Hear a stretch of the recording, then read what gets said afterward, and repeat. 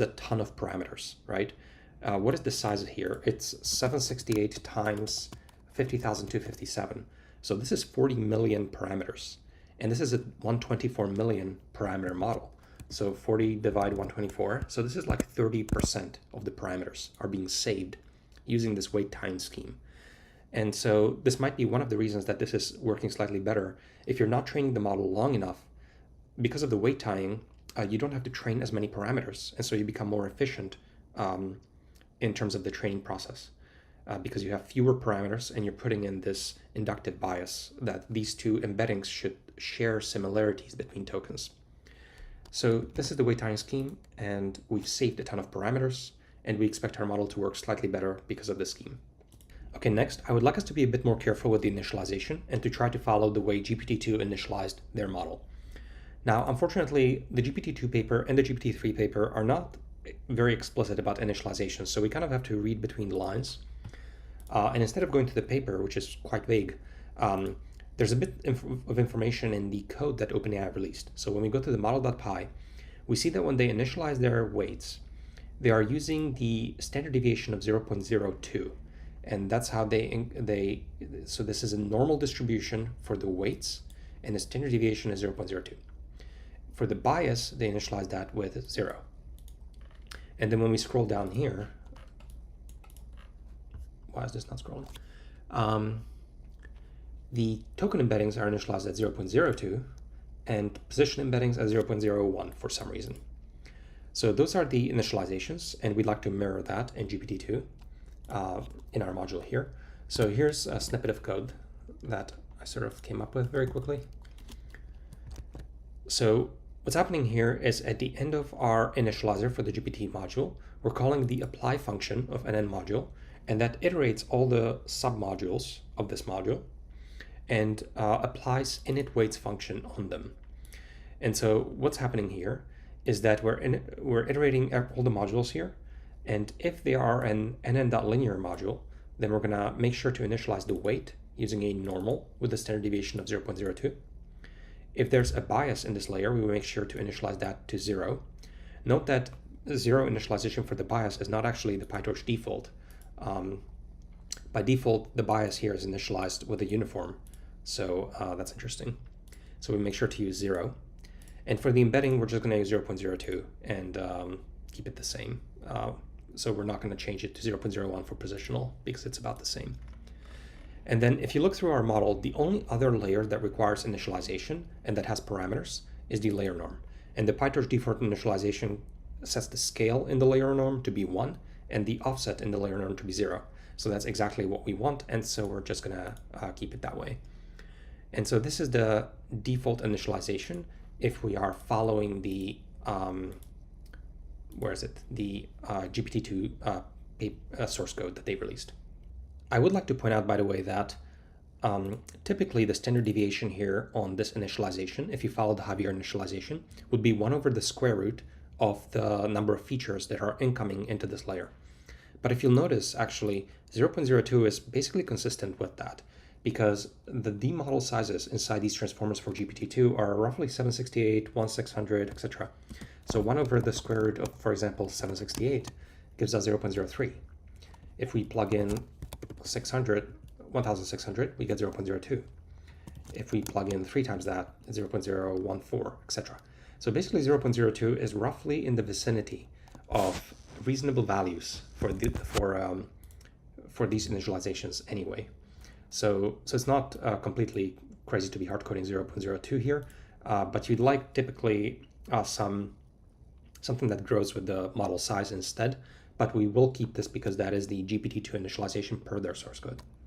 But we are not fully done yet on initialization because there's one more caveat here. So here, a modified initialization which accounts for the accumulation on the residual path with model depth is used. We scale the weight of residual layers at initialization by a factor of 1 over square root of n, where n is the number of residual layers. So this is what GPT-2 paper says. So we have not implemented that yet, and we can do so now. Now, I'd like to actually kind of like motivate a little bit what they mean here, I think. So here's roughly what they mean. If you start out with zeros in your residual stream, remember that each residual stream is a is of this form where we continue adding to it. X is X plus something, some kind of contribution. So every single block of the residual network contributes some amount, and it gets added. And so what ends up happening is that the variance of the activations in the residual stream grows. So here's a small example. If we start at 0 and then we, for 100 times, we have sort of this residual stream of 768 zeros. And then 100 times we add random, which is a normal distribution, 0 mean, 1 standard deviation. If we add to it, then by the end, the residual stream has grown to have standard deviation of 10. And that's just because we're always adding these numbers. And so this scaling factor that they use here exactly compensates for that growth. So if we take n and we basically scale down every one of these contributions into the residual stream by 1 over the square root of n. So 1 over the square root of n is n to the negative 0.5, right? Because n to the 0.5 is the square root, and then 1 over the square root is n negative 0.5. If we scale it in this way, then we see that we actually get 1. So this is a way to control the growth of activations inside the residual stream in the forward pass. And so we'd like to initialize in the same way, where these weights that are at the end of each block, so this cproj layer, the GPT paper proposes to scale down those weights by 1 over the square root of the number of residual layers. So one crude way to implement this is the following. I don't know if this is PyTorch sanctioned, but it works for me, is we'll do in the initialization, see that special nano GPT scale init is 1. So we're setting kind of like a flag for this module. There must be a better way in PyTorch, right? But I don't know. Okay, so we're basically attaching this flag and trying to make sure that it doesn't conflict with anything previously. And then when we come down here, this STD should be 0.02 by default. But then if has utter module of this thing, then STD times equals, Copilot is not guessing correctly. So we want 1 over the square root of the number of layers. So the number of residual layers here is twice times self.config layers, and then this times negative 0.5. So we want to scale down that standard deviation, and this should be correct and implement that. I should clarify, by the way, that the 2 times number of layers comes from the fact that every single one of our layers in the transformer actually has 2 blocks that add to the residual pathway, right? We have the attention and then the MLP. So that's where the 2 times comes from. And the other thing to mention is that what's slightly awkward, but we're not going to fix it, is that because we are weight sharing the WTE and the LM head, in this iteration over all submodules, we're going to actually come around to that tensor twice. So we're going to first initialize it as an embedding with 0.02, and then we're going to come back around it again in a linear and initialize it again using 0.02. And it's going to be 0.02 because the LM head is, of course, not scaled. So it's not going to come here. It's going to be basically initialized twice using the identical same initialization, but that's okay. And then scrolling over here, I added some code here so that we have reproducibility to set the seeds. And now we should be able to Python train GPT2.py and let this running. And as far as I know, this is the GPT-2 initialization in the way we've implemented it right now. So this looks reasonable to me. Okay, so at this point, we have the GPT-2 model. We have some confidence that it's correctly implemented. We've initialized it properly, and we have a data loader that's iterating through data batches, and we can train. So now comes the fun part. I'd like us to speed up the training by a lot, so we're getting our money's worth with respect to the hardware that we are using here. And we're going to speed up the training by quite a bit. Now, you always want to start with what hardware do you have, what does it offer, and are you fully utilizing it? So in my case, if we go to NVIDIA SMI, we can see that I have 8 GPUs And each one of those GPUs is an A100 SXM 80 gigabytes. So this is the GPU that I have available to me in this box. Now, when I use to spin up these kinds of boxes, by the way, my favorite place to go to is Lambda Labs. They do sponsor my development and that of my projects, but this is my favorite place to go. And this is where you can spin up one of these machines and you pay per hour, and it's very, very simple. So I like to spin them up and then connect VS Code to it, and that's how I develop. Now, when we look at the A100s that are available here, A100 80 gigabyte SXM is the GPU that I have here. And we have a bunch of numbers here for how many calculations you can expect out of this GPU. So when I come over here and I break in right after here, so Python train GPT. So I'm breaking in right after we calculate the logits and the loss. And the interesting thing I'd like you to note is when I do logits.dtype, this prints torch.float32.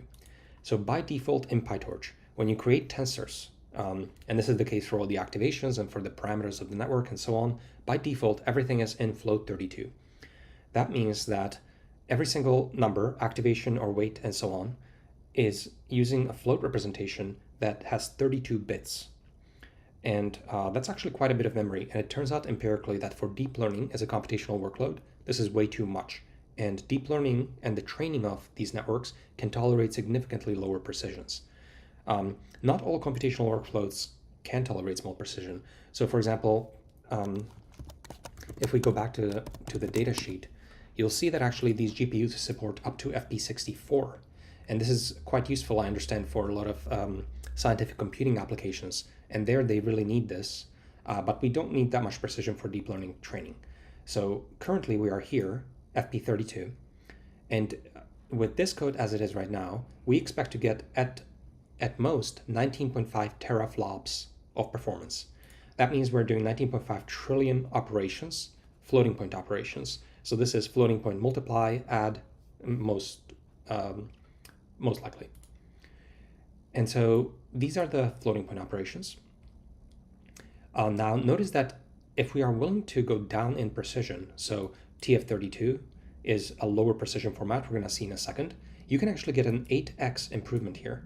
And if you're willing to go down to float 16 or bfloat 16, you can actually get times 16x performance, all the way to 312 teraflops. You see here that NVIDIA likes to cite numbers that have an asterisk here. This asterisk says with sparsity, but we are not going to be using sparsity in our code, and I don't know that this is very widely used in the industry right now, so most people look at this number here without sparsity. And you'll notice that we could have got even more here, but this is int 8, and int 8 is used for inference, not for training, because int 8 has a, it basically has uniform spacing, and we actually require a float so that we get a better match to the normal distributions that occur during training of neural networks, where both activations and weights are distributed as a normal distribution. And so floating points are really important to match that representation. So we're not typically using int 8 for training, but we are using it for inference. And if we bring down the precision, we can get a lot more teraflops out of the tensor cores available in the GPUs. We'll talk about that in a second. But in addition to that, if all of these numbers have fewer bits of representation, it's going to be much easier to move them around. And that's where we start to get into the memory bandwidth and the memory of the model. So not only do we have a finite capacity of the number of bits that our GPU can store, but in addition to that, there's a speed with which you can access this memory. And you have a certain memory bandwidth. It's a very precious resource. And in fact, many of the deep learning workloads for training are memory bound. And what that means is actually that the tensor cores that do all these extremely fast multiplications, most of the time they're waiting around, they're idle, because we can't feed them with data fast enough. We can't load the data fast enough from memory. So typical utilizations of your hardware, if you're getting 60% utilization, you're actually doing extremely well. So half of the time in a well-tuned application, your tensor cores are not doing multiplies because the data is not available. So the memory bandwidth here is extremely important as well. And if we come down in the precision for all the floats, all the numbers, weights and activations suddenly require less memory. So we can store more and we can access it faster. So everything speeds up and it's amazing. And now let's reap the benefits of it. And let's first look at the TensorFloat32 format. Okay, so first of all, what are tensor cores? Well, tensor core is just an instruction in the A100 architecture, right? So what it does is it does basically a little 4x4 matrix multiply. So this is just matrix multiplication here of 4x4 matrices. And there are multiple configurations as to what precision any of these matrices are, in what precision the internal accumulate happens, and then what is the output precision, input precisions, etc. So there's a few switches, but it's basically a 4x4 multiply. And then anytime we have any operations that require matrix multiplication, they get broken up into this instruction of little 4x4 multiply. And so everything gets broken up into this instruction because it's the fastest way to multiply matrices. And it turns out that most of the computational work that we're doing up above, all of it really is matrix multiplication. Most of the work computationally happens in the linear layers, linear, etc. There's a few things sandwiched in between. So there's some additions in residuals, there's some Galoot nonlinearities, there's some layer norms, etc. But if you just time them, you'll see that these are nothing. Like basically, the entire transformer is just a bunch of matrix multiplications, really. And especially at this small scale, 124 million parameter model, actually the biggest matrix multiplication by far is the classifier layer at the top. That is a massive matrix multiply of going from 768 to 50,257. And that matrix multiply dominates anything else that happens in that network, roughly speaking. So it's matrix multiplies that become a lot faster, which are hidden inside our linear layers. And they're accelerated through tensor cores. Now, the best reference I would say for tensor cores is basically just go to the A100 architecture white paper, and then it's pretty detailed, but I think it's like relatively readable mostly if you half understand what's happening. So figure 9, TensorFloat32. So this is the explanation basically for TF32 and what happens here. And you see that there's many configuration options here available. So the input operands and what precisions are they in, the accumulator and basically the internal representation within the instruction when you do the accumulate of this matrix multiplication. So the intermediate plus equals of the intermediate little vector multiplies here, that all happens in FP32. And then this is an 8x improvement, as I mentioned, to the ops that we get. So TF32 specifically, we're looking at this row here. And the way this works is normally FP32 has 32 bits. TF32 is the exact same bits. We have one sign bit, we have 8 exponent bits, except the mantissa bits get cropped in the float. And so basically, we end up with just 19 bits instead of 32 bits, because the last 13 bits get truncated, they get dropped. And all of this is internal to the instruction.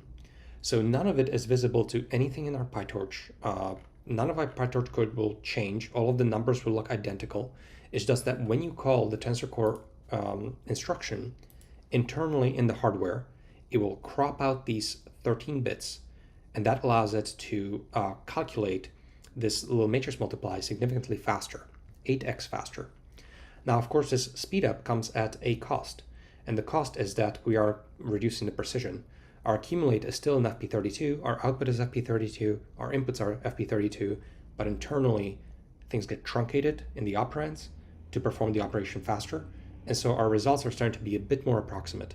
But empirically, when you actually train with this, you basically can't tell the difference. So the reason I like TF32 is because if you can tolerate a little bit of a precision fudge, then this is free. Like, none of your code sees this. It's fully internal to the operation, and the operation to you just goes 8x faster, and it's a bit more approximate. And so it's a pretty sweet spot, I would say, in optimization. And let's see what that looks like first. So I've set up our code to just time the iterations. So import time, I changed the hyperparameters so that we have something a bit more that reflects kind of workload that we want to run, because we want to do a fairly large run at the end of this. So let's use batch size 16, and let's now use the actual GPT-2 maximum sequence length of 1024 tokens. So this is the configuration. And then for 50 iterations, I'm just doing something very lazy here. I'm doing time.time to get the current time. And then this is the optimization loop. And now I want to time how long this takes. Now, one issue with working with GPUs is that as your CPU, when your CPU runs, it's just scheduling work on GPU. It's ordering some work, right? And so it sends a request and then it continues running. And so we can actually, it can happen sometimes that we sort of speed through this and we queue up a lot of kernels to run on the GPU. And then the CPU sort of like gets here and takes time, but actually the GPU is still running because it takes it time to actually work through the work that was scheduled to run. And so you're just building up a queue for the GPU. And so actually if you need to, you want to wait, Torch.CUDA data synchronize, and this will wait for the GPU to finish all the work that was scheduled to run up above here. And then we can actually take the time. So basically we're waiting for the GPU to stop this iteration, take the time, and then we're going to just print it. So here I'm going to run the training loop. And here on the right, I'm watching NVIDIA SMI. So we start off at 0. We're not using the GPU. And then by default, PyTorch will use GPU 0. So we see that it gets filled up. And we're using 35 gigabytes out of 80 gigabytes available. And then here on the left, we see that because we've cranked up the batch size, now it's only 20 batches to do a single epoch on our tiny Shakespeare. And we see that we're seeing roughly 1,000 milliseconds per iteration here, right? So the first iteration sometimes is slower, and that's because PyTorch might be doing a lot of initializations here on the very first iteration. And so it's probably initializing all these tensors and buffers to hold all the gradients. And I'm not 100% sure all the work that happens here, but this could be a slower iteration. When you're timing your logic, you always want to be careful with that. But basically we're seeing 1,000 milliseconds per iteration. And so this will run for roughly 50 seconds as we have it right now. So that's our baseline in Float32. One more thing I wanted to mention is that if this doesn't fit into your GPU and you're getting out of memory errors, then start decreasing your batch size until things fit. So instead of 16, try 8 or 4 or whatever you need to fit the batch into your GPU. And if you have a bigger GPU, you can actually potentially get away with 32 and so on. By default, you want to basically max out the batch size that fits on your GPU. And you want to keep it nice numbers. So use numbers that have lots of powers of 2 in them. So 16 is a good number, 8, 24, 32, 48. These are nice numbers, but don't use something like 17 because that will run very inefficiently on the GPU. And we're going to see that a bit later as well. So for now, let's just stick with 16, 1024. And the one thing that I added also here, and I ran it again, is I'm calculating tokens per second throughput during training, because we might end up changing the batch size around over time, but tokens per second is the objective measure that we actually really care about. How many tokens of data are we training on, and what is the throughput of tokens that we're getting in our optimization? So right now we're processing and training on 163,000 tokens per second roughly, and that's a bit more objective metric. Okay, so let's now enable TF32. Now, luckily, PyTorch makes this fairly easy for us. And to enable TF32, you just need to do a single line, and it's this. And when we go to the PyTorch documentation here for this function, basically this tells PyTorch what kind of kernels to run. And by default, I believe it is highest precision for matmul. And that means that everything happens in Float32, just like it did before. But if we set it to high, as we do right now, matrix multiplications will now use TensorFloat 32 when it's available. My GPU is the A100, so it's an Ampere series, and therefore TF32 is available. If you have an older GPU, this might not be available for you. But for my GPU, it's available. And so what I expect PyTorch to do is that every single place where we see an nn.linear, inside there's a matrix multiplication, and I expect that matrix multiplication now to be running on tensor cores, utilizing the TF 32 precision. So this is the single line of change that is, I believe, necessary, and let's rerun this. Now we saw that in terms of the throughput that is promised to us, we're supposed to be getting 8x roughly. So let's see what happens. And that 8x came from here, right? 8x, and it also came from looking at it here, 156 T-flops instead of 19.5. Okay, so what actually happened? So we're seeing that our throughput roughly 3x'd, not 8x'd. So we're from 1000 milliseconds, we're going down to 300 milliseconds, and our throughput is now about 50,000 tokens per second. So we have a roughly 3x instead of 8x. So what happened? And basically what's happening here is, again, a lot of these workloads are memory bound. And so even though the TF32 offers, in principle, a lot faster throughput, all of these numbers everywhere are still float 32s. And it's float 32 numbers that are being shipped all over the place through the memory system, and it's just costing us way too much time to shuttle around all this data. And so even though we've made the multiply itself much faster, we are memory bound, and we're not actually seeing the full benefit that would come from this napkin math here. That said, we are getting a 3x faster throughput, and this is free. Single line of code in PyTorch. All your variables are still float 32 everywhere. It just runs faster, and it's slightly more approximate, but we're not gonna notice it basically. So that's TF32. Okay, so let's now continue. So we've exercised this row, and we saw that we can crop out some of the precision inside the operation itself. But we saw that we're still memory bound. We're still moving around all these floats, right? Otherwise, and we're paying that cost because of this. So let's now decrease the amount of stuff that we're going to be moving around. And we're going to do that by dropping down to bfloat 16. So we're only going to be maintaining 16 bits per float. And we're going to use the bfloat 16. I'll explain in a bit FP16 difference, and we're going to be in this row. So when we go back to the documentation here for the A100, we see here the precisions that are available, and this is the original FP32. The TF32 crops out the precision. And then here in BF16, you see that it is very similar to TF32, but it's even more aggressive in cropping off of the precision, the mantissa of this float. So the important thing with bfloat 16 is that the exponent bits, and the sign bit of course, remain unchanged. So if you're familiar with your float numbers, and I think this should probably be an entire video by itself, the exponent sets the range that you can represent of your numbers. And the precision is how much precision you have for your numbers.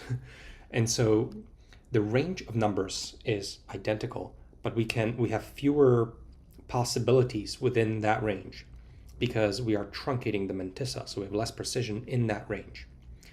What that means is that things are actually fairly nice because we have the original range of numbers that are representable in float, but we just have less precision for it. And the difference with FP16 is that they actually touch and change the range. So FP16 cannot represent the full range of FP32. It has a reduced range.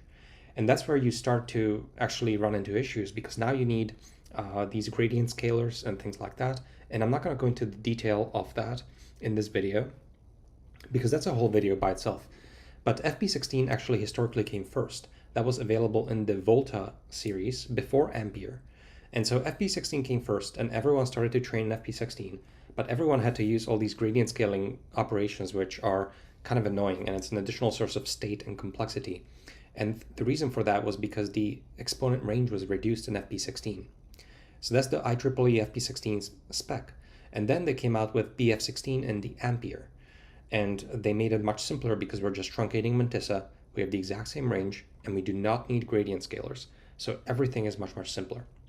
Now, when we do use BF16 though, we are impacting the numbers that we might be seeing in our PyTorch code. This change is not just local to the operation itself. So let's see how that works. There's some documentation here so I think this is probably the best page to explain how to use mixed precision in PyTorch, because there are many other tutorials and so on. even within PyTorch documentation, they are a lot more confusing. And so I recommend specifically this one because there's 5 other copies that I would not recommend. And then when we come here, ignore everything about everything, ignore everything about gradient scalars, and only look at torch.autocast. And basically, also this comes to a single line of code at the end. So this is the context manager that we want. And we want to use that in our network. When you click into the torch.autocast, autocasting, it has a bit more guideline for you. So it's telling you, do not call bfloat16 on any of your tensors, just use autocast and only surround the forward pass of the model and the loss calculation. And that's the only 2 things that you should be surrounding. Leave the backward and the optimizer step alone. So that's the guidance that comes from the PyTorch team. So we're going to follow that guidance. And for us, because the loss calculation is inside of the model forward pass for us, we are going to be doing this. And then we don't want to be using torchfloat16 because if we do that, we need to start using gradient scalars as well. So we are going to be using bfloat16. This is only possible to do in Ampere. But this means that the changes are extremely minimal, like basically just this 1 line of code. Let me first break in to here before we actually run this. So right after logits, I'd like to show you that different from the TF32 that we saw, this is actually going to impact our tensors. So this logits tensor, if we now look at this and we look at the D-type, we suddenly see that this is now bfloat16.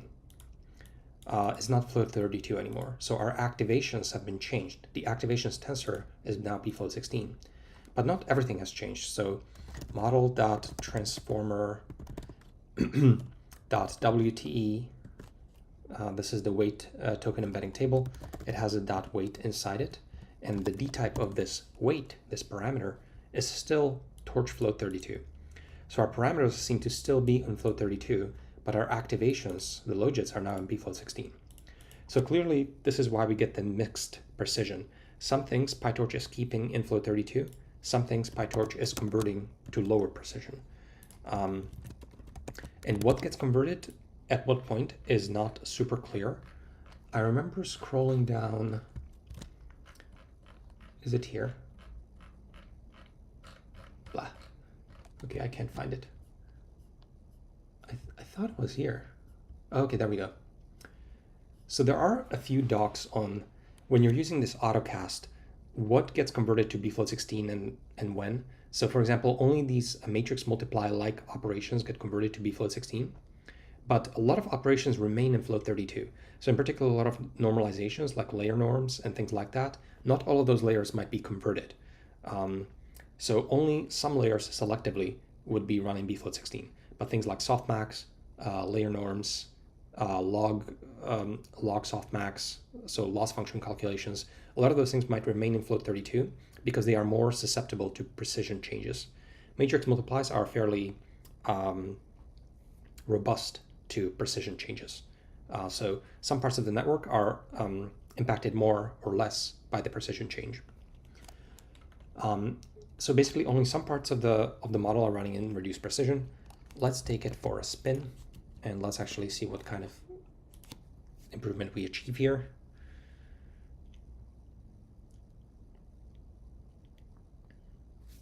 Okay, so we used to be 333 milliseconds, we're now 300. And we used to be somewhere around 50,000 tokens per second, we're now 55. So we're definitely running faster, but maybe not a lot faster. And that's because there are still many, many bottlenecks in our GPT-2. We're just getting started. But we have dropped down the precision as far as we can with my current GPU, which is A100. We're using PyTorch Autocast. Unfortunately, I don't actually exactly know what PyTorch Autocast does. I don't actually know exactly what's in bfloat16, what's in float32. We could go in and we could start to scrutinize it. But these are the kinds of rules that PyTorch has internally, and unfortunately, they don't document it very well. So we're not going to go into that in too much detail. But for now, we are training in bfloat16. We do not need a gradient scalar. And the reason things are running faster is because we are able to run tensor cores in bfloat16 now. That means we are in this row. but we are also paying in precision for this. We expect slightly less accurate results with respect to the original FP32. But empirically, in many cases, this is a worth it kind of trade-off because it allows you to run faster, and you could, for example, train longer and make up for that precision decrease. So that's bFloat 16 for now. Okay, so as we can see, we are currently at about 300 milliseconds per iteration, and we're now going to reach for some really heavy weapons in the PyTorch arsenal, and in particular, we're going to introduce torch.compile. So torch.compile is really quite incredible infrastructure from the PyTorch team, and it's basically a compiler for neural networks. Like, it's almost like GCC for C and C++ code. This is just the GCC of neural nets. So came out a while ago and extremely simple to use. The way to use torch compile is to do this. It's a single line of code to compile your model and return it. Now, this line of code will cost you compilation time, but as you might guess, it's going to make the code a lot faster. So let's actually run that because this will take some time to run. But currently, remember, we're at 300 milliseconds, and we'll see what happens. Now, while this is running, I'd like to explain a little bit of what torch.compile does under the hood. So feel free to read this page of PyTorch. But basically, there's no real good reason for you to not use torch compile in your PyTorch. I kind of feel like you should be using it almost by default if you're not, unless you're debugging and you want your code to run really fast. And there's one line here in torch compile that I found that actually kind of like gets to why this is faster. Speed up mainly comes from reducing Python overhead and GPU read writes. So let me unpack that a little bit. Okay, here we are. Okay, so we went from 300 milliseconds. We're now running at 129 milliseconds. So this is 300 divided 129, about 2.3x improvement from a single line of code in PyTorch. So quite incredible. So what is happening? What's happening under the hood? Well, when you pass the model to torch compile, what we have here in this NN module, this is really just the algorithmic description of what we'd like to happen in our network. And torch compile will analyze the entire thing, and it will look at what operations you'd like to use. And with the benefit of knowing exactly what's going to happen, it doesn't have to run in what's called the eager mode. It doesn't have to just kind of like go layer by layer, like the Python interpreter normally would start at the forward, and the Python interpreter will go, okay, let's do this operation, and then let's do that operation. And it kind of materializes all the operations as it goes through. So these calculations are dispatched and run in this order. And the Python interpreter and this code doesn't know what kind of operations are going to happen later. But torch compile sees your entire code at the same time, and it's able to know what operations you intend to run, and it will kind of optimize that process. The first thing it will do is it will take out the Python interpreter from the forward pass entirely, and it will kind of compile this entire neural net as a single object with no Python interpreter involved. So it knows exactly what's going to run, it will just run that, and it's all going to be running in efficient code. The second thing that happens is this read-write that they mentioned very briefly. So a good example of that, I think, is the GELU nonlinearity that we've been looking at. So here we use the NN GELU. Now, this here is me basically just breaking up the NN GELU, which you remember has this formula. So this here is the equivalent implementation to what's happening inside GELU. Algorithmically, it's identical. Now, by default, if we're using this instead of NN.GELU here, what would happen without torch compile? Well, the Python interpreter would make its way here, and then it would be, okay, well, there's an input. Well, let me raise this input to the third power, and it's going to dispatch a kernel that takes your input and raises it to the third power, and that kernel will run. And when this kernel runs, what ends up happening is this input is stored in the memory of the GPU. So here's a helpful example of the layout of what's happening, right? You have your CPU. This is in every single computer. There's a few cores in there, and you have your RAM, your memory. And the CPU can talk to the memory, and this is all well known. But now we've added the GPU. And the GPU is a slightly different architecture, of course. They can communicate. And it's different in that it's got a lot more cores than a CPU. All of those cores are individually a lot simpler, too. But it also has memory, right? This high bandwidth memory. Sorry if I'm botching it. HBM. I don't even know what that stands for. I'm just realizing now. But this is the memory, and it's very equivalent to RAM, basically, in a computer. And what's happening is that input is living in the memory. And when you do input cubed, this has to travel to the GPU, to the cores, and to all the caches and registers on the actual chip of this GPU. And it has to calculate all the elements to the third, and then it saves the result back to the memory. And it's this travel time that actually causes a lot of issues. So here, remember this memory bandwidth? We can communicate about 2 terabytes per second, which is a lot, but also we have to traverse this link and it's very slow. So here on the GPU, we're on chip and everything is super fast within the chip. But going to the memory is extremely expensive, takes extremely long amount of time. And so we load the input, do the calculations, and load back the output. And this round trip takes a lot of time. And now right after we do that, we multiply by this constant. So what happens then is we dispatch another kernel, and then the result travels back, all the elements get multiplied by a constant, and then the results travel back to the memory. And then we take the result and we add back input. And so this entire thing again travels to the GPU, adds the inputs, and gets written back.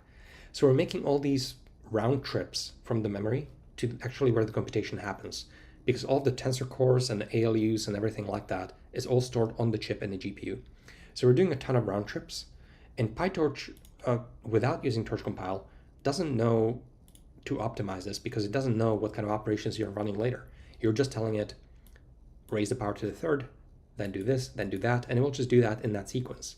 But Torch Compile sees your entire code. It will come here and it will realize, wait, all of these are element-wise operations. And actually, what I'm going to do is I'm going to do a single trip of input to the GPU. Then for every single element, I'm going to do all of these operations while that memory is on the GPU, or chunks of it, rather. And then I'm going to write back a single time. So we're not going to have these round trips. And that's one example of what's called kernel fusion, and is a major way in which everything is sped up.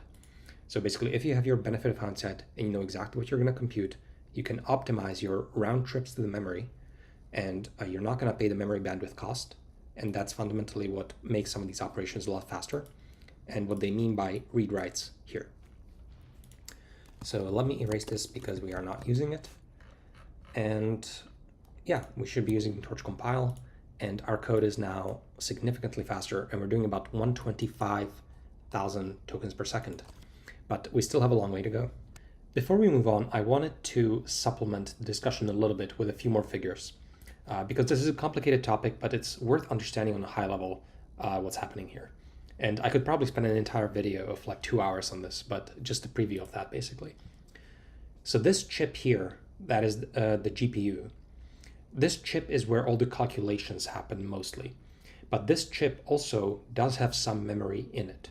But most of the memory by far is here in the high bandwidth memory, HBM, and is connected, they're connected. But these are two separate chips basically. Now here, this is a zoom in of kind of this cartoon diagram of a GPU.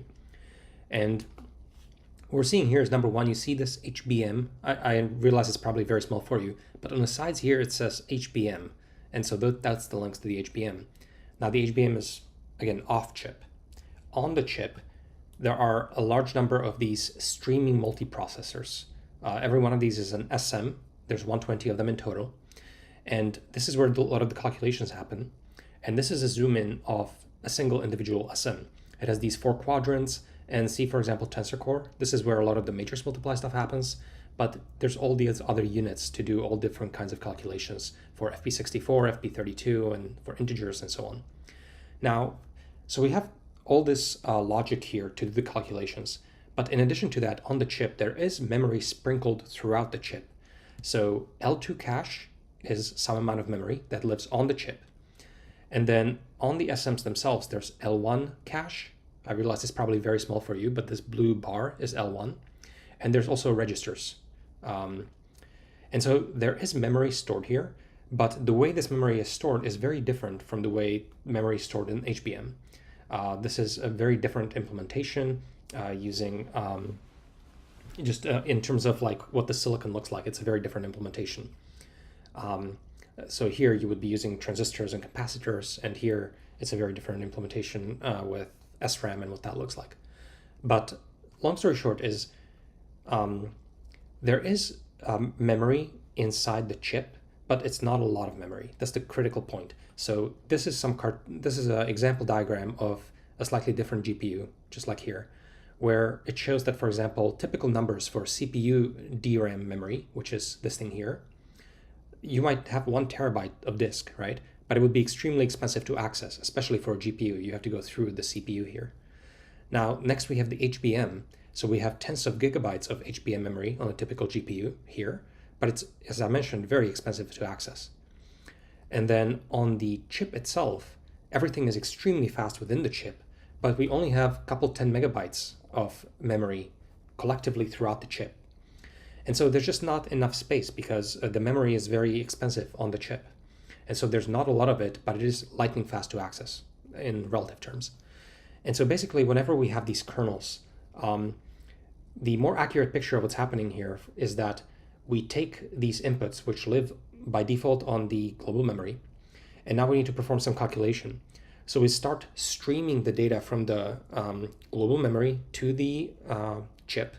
We perform the calculations on the chip and then stream it back and store it back to the global memory, right?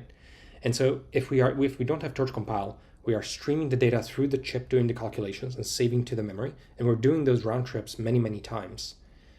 But if it's Torch compiled, then we start streaming the memory as before, but then while we're on the chip, we have a chunk of the data that we're trying to process.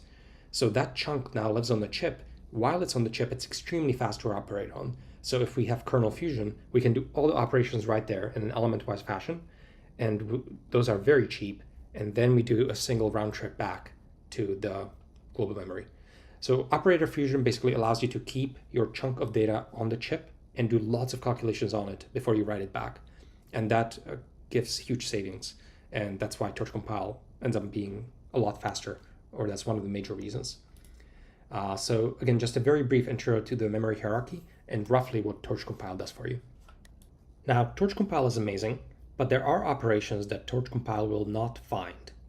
And an amazing example of that is flash attention, to which we turn next. So flash attention comes from this paper from Stanford in 2022. And it's this incredible algorithm for performing attention. So, and running it a lot faster. So flash attention will come here and we will take out these 4 lines, and flash attention implements these 4 lines really, really quickly. And how does it do that? Well, flash attention is a kernel fusion operation. So you see here we have in this diagram, they're showing PyTorch, and you have these 4 operations. They're including dropout, but we are not using dropout here. So we just have these 4 lines of code here. And instead of those, we are fusing them into a single fused kernel of flash attention. So it's a kernel fusion algorithm, but it's a kernel fusion that Torch Compile cannot find. And the reason that it cannot find it is that it requires an algorithmic rewrite of how attention is actually implemented here in this case. And what's remarkable about it is that flash attention actually, if you just count the number of flops, flash attention does more flops than this attention here. But flash attention is actually significantly faster. In fact, they cite 7.6 times faster potentially. And that's because it is very mindful of the memory hierarchy as I described it just now. And so it's very mindful about what's in high bandwidth memory, what's in the shared memory, and it is very careful with how it orchestrates the computation such that we have fewer reads and writes to the high bandwidth memory. And so even though we're doing more flops, the expensive part is their load and store into HBM, and that's what they avoid. And so in particular, they do not ever materialize this n by n attention matrix, this ATT here. Flash attention is designed such that this matrix never gets materialized at any point, and it never gets read or written to the HBM. And this is a very large matrix, right? So because this is where all the queries and keys interact, and we're sort of getting, for each head, for each batch element, we're getting a T by T matrix of attention which is a million numbers, even for a single head at a single batch index. So basically, this is a ton of memory, and this is never materialized. And the way that this is achieved is that basically the fundamental algorithmic rewrite here relies on this online softmax trick, which was proposed previously, and I'll show you the paper in a bit. And the online softmax trick, coming from a previous paper, shows how you can incrementally evaluate a softmax without having to sort of realize all of the inputs to the softmax to do the normalization. And you do that by having these intermediate variables m and l, and there's an update to them that allows you to evaluate the softmax in an online manner. Now, flash attention, actually, so recently Flash Attention 2 came out as well, so I have that paper up here as well. That has additional gains to how it calculates flash attention. And the original paper that this is based on basically is this online normalizer calculation for softmax. And remarkably, it came out of NVIDIA, and it came out of it like really early, 2018. So this is 4 years before flash attention. And this paper says that we propose a way to compute the classical softmax with fewer memory accesses and hypothesize that this reduction in memory accesses should improve softmax performance on actual hardware. And so they are extremely correct in this hypothesis. But it's really fascinating to me that they're from NVIDIA and that they had this realization, but they didn't actually take it to the actual flash attention. That had to come 4 years later from Stanford. So I don't fully understand how this happened historically, but they do basically propose this online update to the softmax right here. And this is fundamentally what they reuse here to calculate the softmax in a streaming manner. And then they realize that they can actually fuse all the other operations with the online softmax calculation into a single fused kernel, flash attention, and that's what we are about to use. So a great example, I think, of being aware of memory hierarchy, the fact that flops don't matter, the entire memory access pattern matters, and that Torch Compile is amazing, but there are many optimizations that are still available to us that potentially Torch Compile cannot find. Maybe one day it could, but right now it seems like a lot to ask. So here's what we're going to do. We're going to use flash attention. And the way to do that basically in PyTorch is we are going to comment out these 4 lines, and we're going to replace them with a single line. And here we are calling this compound operation in PyTorch called scaled.product attention.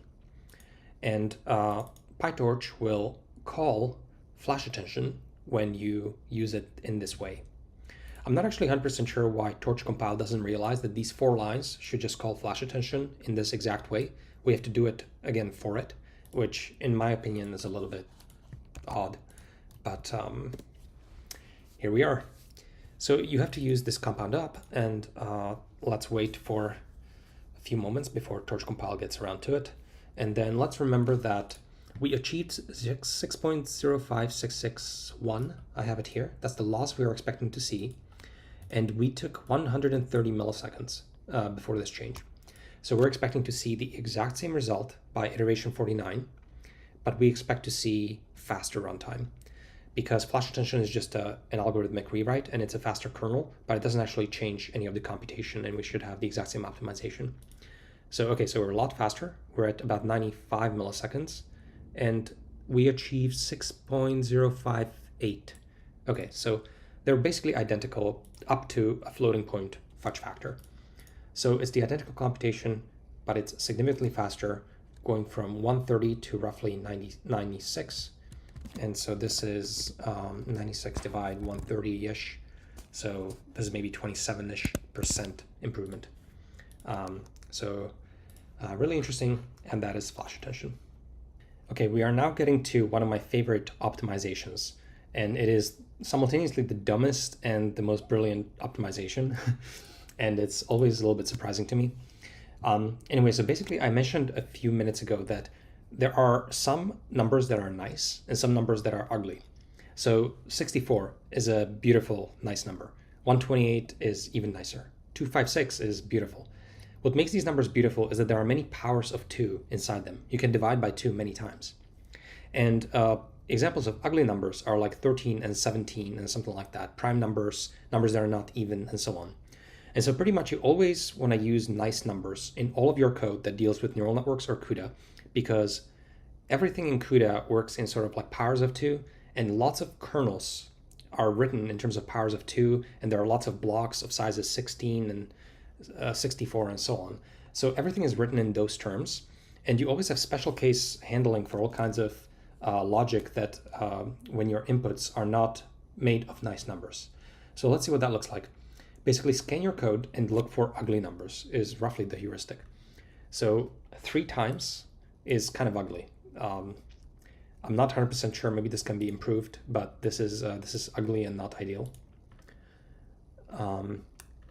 4 times is nice, so that's nice. 1024 is very nice. That's a power of 2. 12 is a little bit suspicious. Not too many powers of 2. 768 is great. 50,257 is a really, really ugly number.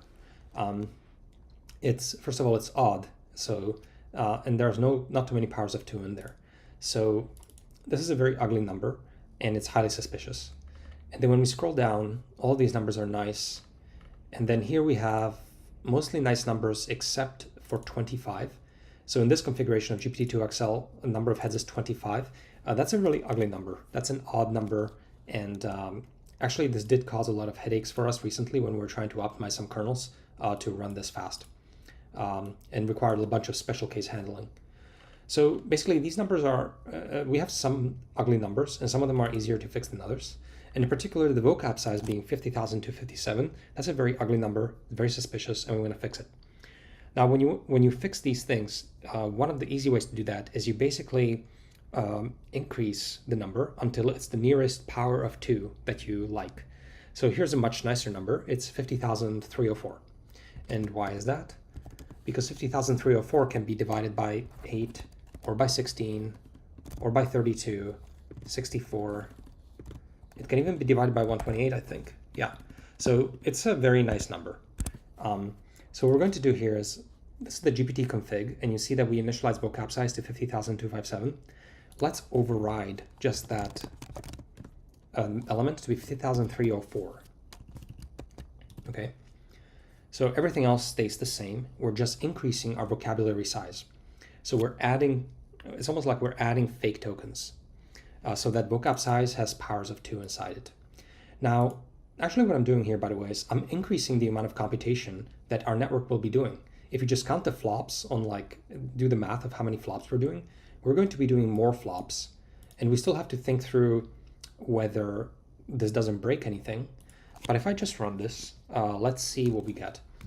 Currently, this ran in maybe 96.5 milliseconds per step. I'm just kind of like eyeballing it. And let's see what kind of a result we're going to get.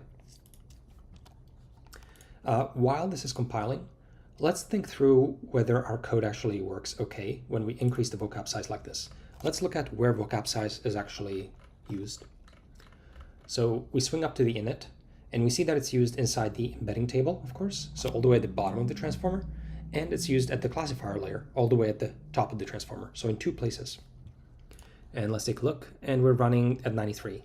So 93 milliseconds instead of 96.5. So we are seeing a roughly 4% improvement here by doing more calculations. And the reason for this is we've made an ugly number into a nice number. I'm going to come into the explanation for that a little bit again. But for now, let's just convince ourselves that we're not breaking anything when we do this. So first of all, we've made the WTE, the embedding table for the tokens, we've made it larger. It's almost like we introduced more tokens at the bottom. And these tokens are never used because the GPT tokenizer only has tokens up to 50,256. And so we'll never index into the rows that we've added. So we're wasting a little bit of space here by creating memory that's never going to be accessed, never going to be used, etc. Now that's not fully correct because this WTE weight ends up being shared and ends up being used in the classifier here at the end. So what is that doing to the classifier right here? Well, what that's doing is we're predicting additional dimensions at the classifier now, and we're predicting probabilities for tokens that will, of course, never be present in the training set. And so therefore, the network has to learn that these probabilities have to be driven to 0. And so the logits that the network produces have to drive those dimensions of the output to negative infinity. But that's no different from all the other tokens that are already in our dataset or rather that are not in our data set. So Shakespeare only probably uses, let's say, 1,000 tokens out of 50,257 tokens. So most of the tokens are already being driven to zero probability by the optimization. We've just introduced a few more tokens now that in a similar manner will never be used and have to be driven to zero in probability. So functionally, though, nothing breaks. We're using a bit more extra memory, but otherwise this is a harmless